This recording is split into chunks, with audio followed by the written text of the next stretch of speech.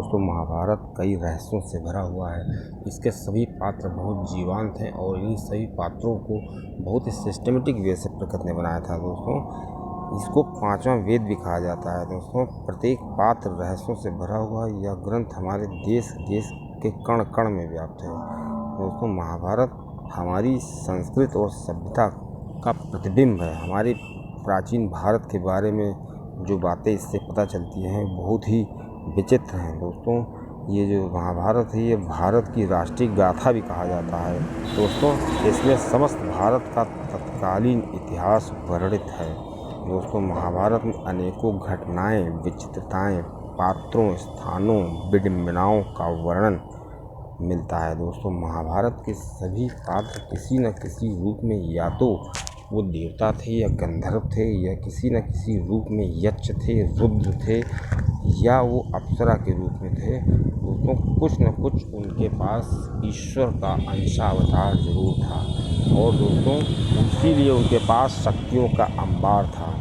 दोस्तों शायद ही कोई सामान्य रूप से वहाँ पे पैदा हुआ था, सबके अपने अपने फंडा थे। दोस्तों आदि पर्व में, महाभारत के आदि पर्व में इसका वर्णन मिलता है।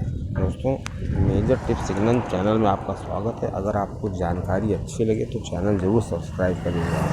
दोस्तों सबसे पहले मैं बताता हूँ श्री भगवान कृष्ण के बारे में। आदि पर्व के अनुसार से श्री भगवान कृष्ण जो है 14 कलाओं और 8 सिद्धियों से परिपूर्ण थे। दोस्तों भगवान विष्णु का अवतार माना जाता है। पिछले जन्म में ये मनु थे, मनु का अवतार था। दोस्तों उन्होंने सहस्त्रकाय नामक राक्षस का वध करके अंशावतार के रूप में इस जन्म में साथ दिया और श्री अर्जुन के सारथी के रूप में वो पूरी महाभारत में उन्होंने कई चमत्कार दिखाए और जहाँ पर भी उनको लगता था कि अर्जुन को भटकाव हो सकता है या अर्जुन को धोखा मिल सकता है, तुरंत वो अपनी दिव्य दृष्टि से पता कर लेते थे और उनको सावधान कर देते थे।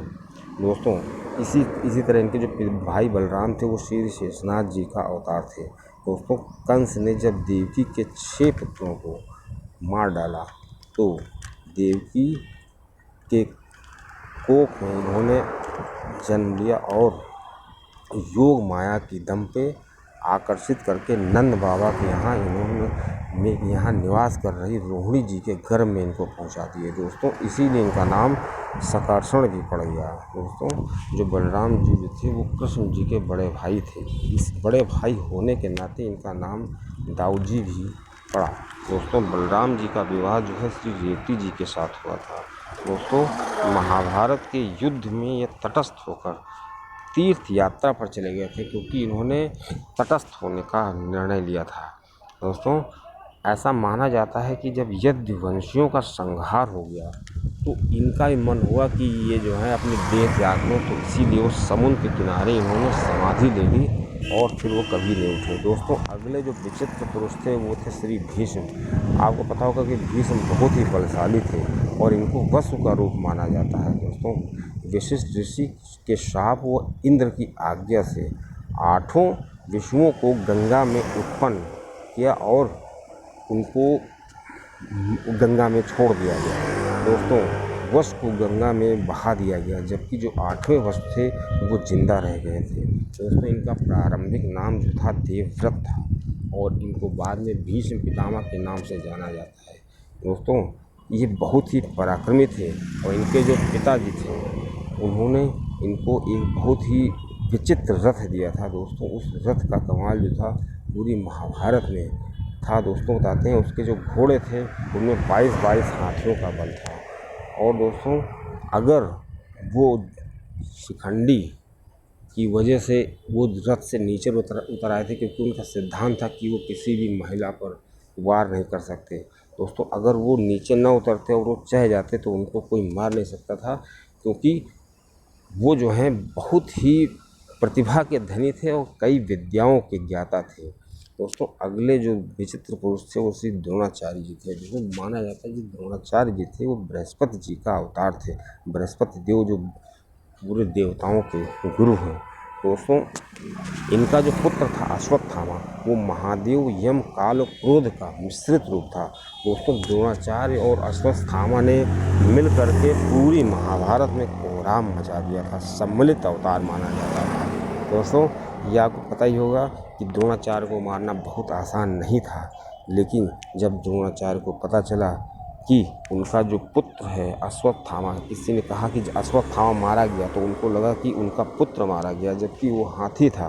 तब उन्होंने भी उन पे बहुत विश्वास करते थे युधिष्ठिर जी पे। युधिष्ठिर जी से कहा तो युधिष्ठिर जी ने सच कहा कि, लेकिन उतने में ही श्री कृष्ण जी ने शंख बजा दिया। उनको लगा कि मेरा पुत्र मारा गया। इस वजह से दोस्तों उन्होंने बहुत वो चिंतित हो गए, बस इतनी ही देर में उनको मार दिया गया।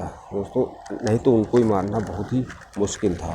दोस्तों जो अगला सबसे विचित्र पुरुष था वो था सूर्यदेव पुत्र कर्ण। दोस्तों आपको कर्ण के पराक्रम के बारे में तो पता ही होगा कि वो कितना ज़्यादा पराक्रमी था, और वो ऐसा बंदा था कि पूरी ज़िंदगी भर संघर्ष करता रहा, और उसको मालूम था कि वो कुंती और श्री सूर्यदेव का पुत्र है। लेकिन दोस्तों उसका जो पालन पोषण था वो आदर्श और राधा के यहाँ हुआ था। दोस्तों परशुराम जी उसके गुरु थे और मित्र उसका दुर्योधन था। दोस्तों उसका पालन पोषण हस्तिनापुर में हुआ था। जब हस्तिनापुर में पालन पोषण हुआ उसके बाद उसको अंध देश का कार्यभार संभालना पड़ा और वो अंधराज कहलाया। दोस्तों जरासंध को हराने के बाद वो चंपा नगरी भी उसके अंदर में आ गई, और दोस्तों धीरे धीरे क्या हुआ कि वो अर्जुन को किसी भी तरह से हराना चाहता था। दोस्तों उसके पास एक दिव्य कवच कुंडल था। उस कवच कुंडल को इंद्र ने छल से हथिया लिया था, और दोस्तों उसकी वो दानी बहुत था, उसने मरते समय तक दान किया। मरते समय भी श्री कृष्ण जी ने उसको वरदान दिया। दोस्तों अगला जो योद्धा था वो था दुर्योधन। दोस्तों माना जाता है जो दुर्योधन था वो कलयुग का अवतार था। उसके जो 10 भाई थे वो पुलस्त वंश के राक्षस के अंश थे। दोस्तों वेद व्यास के वरदान के कारण गांधारी को 100 पुत्र हुए थे, और दुर्योधन ने अपने अकृत्य के कारण कौरव पांडवों का युद्ध हुआ था। और दोस्तों दुर्योधन जो था उसको एक गांधारी जी ने कहा था मैं तुम्हें देख लूँगी तो तुम्हारा पूरा अंग जो है लोगों वज्र का हो जाएगा।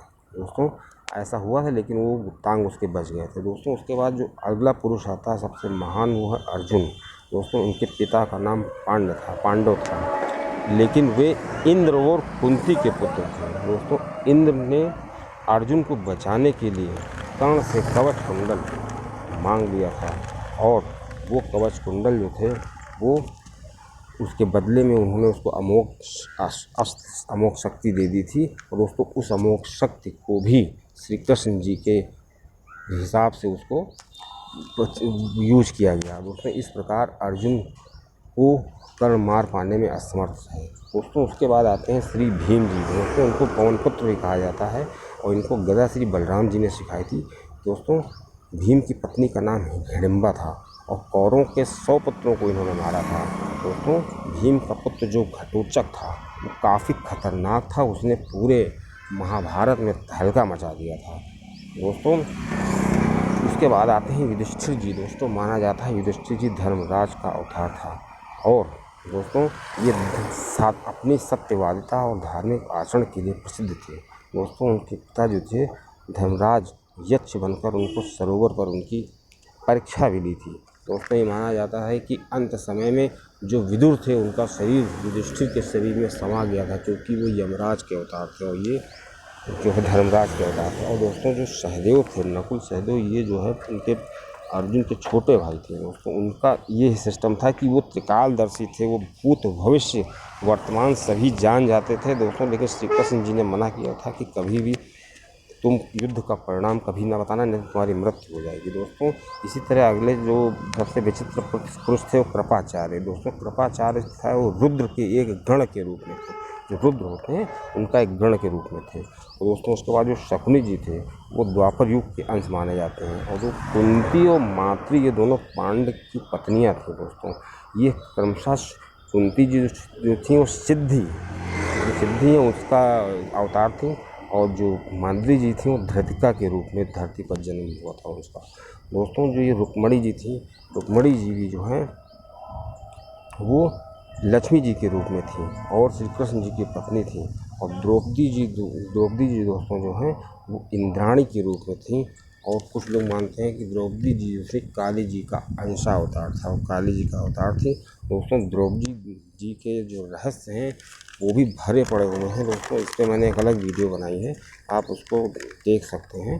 दोस्तों इस प्रकार जो सभी पात्रों को तो लेना इतनी छोटी वीडियो में संभव नहीं हो रहा है, लेकिन जो मेन पात्र थे उनके बारे में मैंने बता दिया। तो आपको चैनल अच्छा लगे जरूर सब्सक्राइब करिएगा।